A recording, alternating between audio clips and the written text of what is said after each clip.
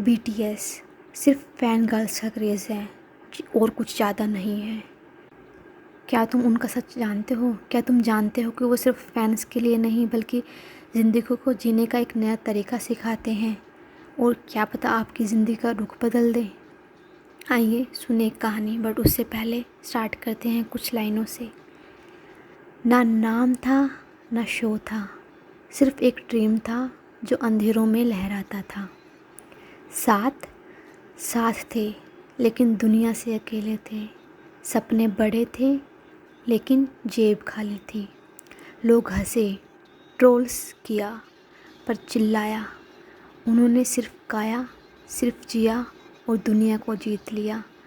ना हेट ने रोका, ना अवार्ड्स की छोटी सोच ने, और ना देशों की बाउंड्रीज़ ने। वो एक ग्लोबल स्टार बन गए। BTS, the K-pop global stars. 2013 big hit जैसी कंपनी जो बिल्कुल नई थी K-pop वर्ल्ड में, तब आई थी एक अननोन एजेंसी और उन्होंने लॉन्च किया एक group BTS। RM, J-Hope, Suga underground rapper थे। Jimin, Jungkook, Jin, V new trainees, zero budget, no media support, no fancy debut. धीरे धीरे अवार्ड शोज़ ने उनको ब्लैकलिस्ट किया। रेडियो पे उनके गाने नहीं बजाए थे कि एक पॉप फैंस तक ने उनको रिजेक्ट कर दिया था। इनको बोला cheap copies, no visuals, no future. Suga ने लिखा, मैं एक ऐसी दुनिया में खुश रहना चाहता हूँ जहाँ मुझे मास्क न पहनना पड़े। और ये वही BTS है जिसके आज बॉर्डर्स पे गाने बजाए जाते हैं, जिसके नाम सुन के लोगों में खुशी आ जाती है। और जब ये बोलते हैं कि third world country, Asian country जो एक वेस्टर्न वर्ल्ड में अपनी छाप छोड़ रही है, वहाँ पे अवार्ड शोज़ जीत रही है, तो सच में कुछ अलग ही पावर है इनकी। पर इन्होंने वो किया जो किसी और ग्रुप ने नहीं किया, वो था सोसाइटी के टैबूज़ को तोड़ना। सबसे पहले मेंटल हेल्थ के रिलेटेड। हम सबको पता है कि अगर कुछ टाइम पहले हम अपनी मेंटल हेल्थ के बारे में, डिप्रेशन के बारे में बात करते थे तो लोग उसको पागल करार कर देते थे। बट जो सैड फील करता उसको लोग बोलते ओवर थिंकिंग कर रहा है, बस स्ट्रेस ही ले रहा है। डिप्रेस्ड हो तो शर्म वाली बात है।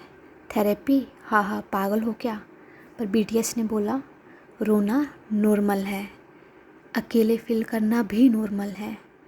शुगा ने ओपनली बोला, मैं ODS और डिप्रेशन से जूझ रहा हूँ। जिमिन, जंगकुक सब ने अपना पेन लिरिक्स में लिखा। सॉन्ग जैसे blue and grey, the last magic shop, ये अपनी थेरेपी बन गए उन लोगों के लिए जो ये सब चीज़ों से जूझ रहे थे। लोग पहली बार थेरेपिस्ट के पास गए क्योंकि BTS ने बोला ये वीकनेस नहीं है, ये हीलिंग है। सेकंड, पेट्रियार्कल सोसाइटी में जो हम बोलते हैं लड़के मेकअप नहीं लगाते, पिंक नहीं पहनते और सबसे इम्पोर्टेंट वो रोते नहीं हैं, पर BTS ने दिखाया कि ऐसा नहीं है।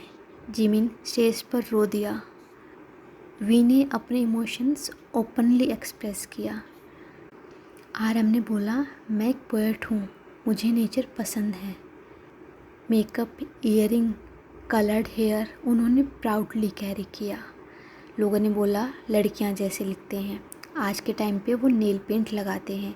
लोगों ने इसको क्रिटिसाइज़ किया, बट इन्होंने कुछ अलग दिखाया, खुद को एक्सेप्ट करना बताया, इमोशंस को रिस्पेक्ट करना बताया।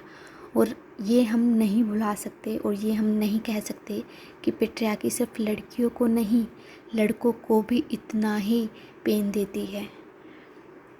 अगर पेट्रियार्कल सोसाइटी में लड़की को बोला जाता है ऐसा मत करो, तो लड़कों पे भी काफ़ी बंदिशें लगाई जाती हैं।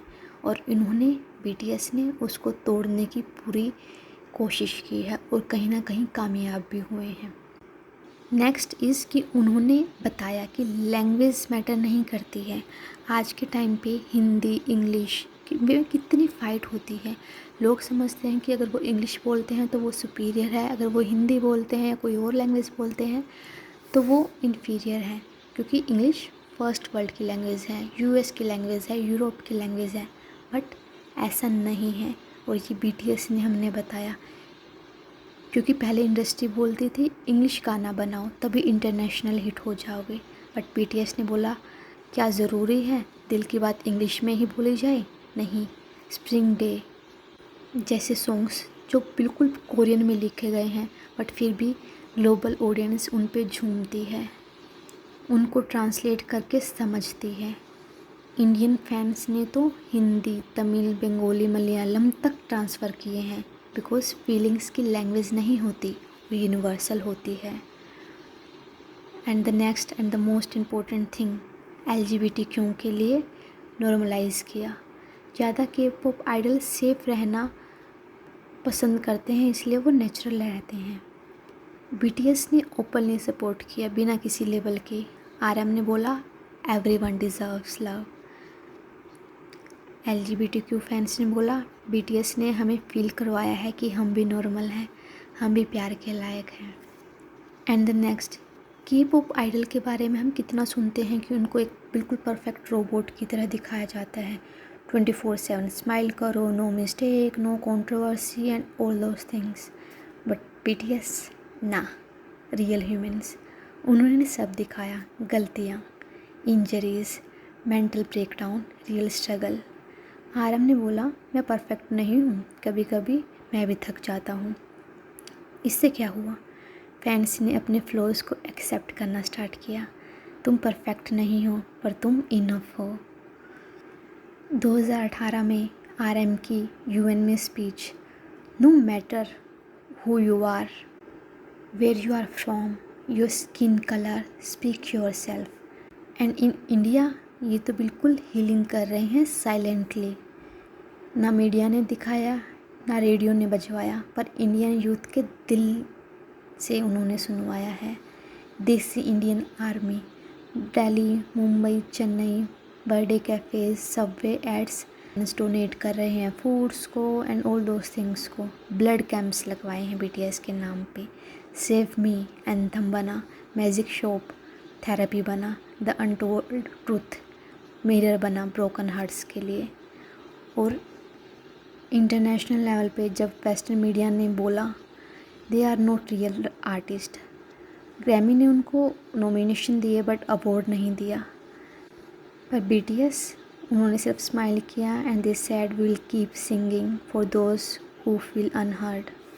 And this is the reason why most of the people, क्यों काफ़ी लोग उनसे रिलेट कर पाते हैं, उनसे कनेक्ट कर पाते हैं।